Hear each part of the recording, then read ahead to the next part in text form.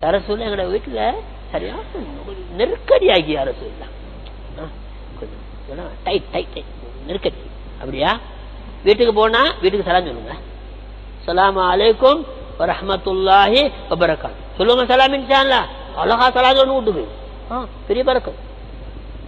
புற எனக்கு சலாம் சொல்லுங்க. பிஸ்மில்லாஹி வஸ்ஸலாமு அலா ரசூலில்லாஹ் முஹம்மதுர் ரசூலுல்லாஹ் யா ரசூல் யா ரசூல் யா ரசூல் லல்லா அலா ரசூல் லில்லா. அரபு சட்டம். முஹம்மதுர் ரசூலுல்லாஹ் யா ரசூல் யா ரசூல் யா ரசூல் லல்லா அலா ரசூல் லில்லா. பிஸ்மில்லாஹி வஸ்ஸலாமு அலா ரசூலில்லாஹ்.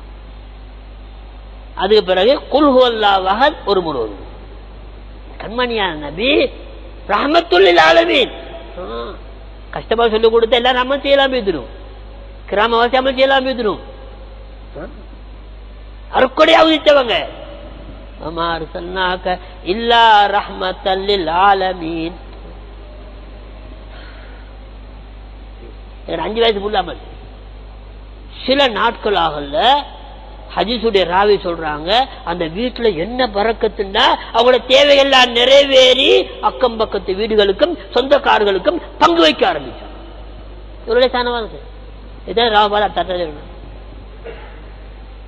ஈமான படிச்சுட்டா அன்பு நபியோட கையை பிடிச்சிட்டோம்னு சொன்னா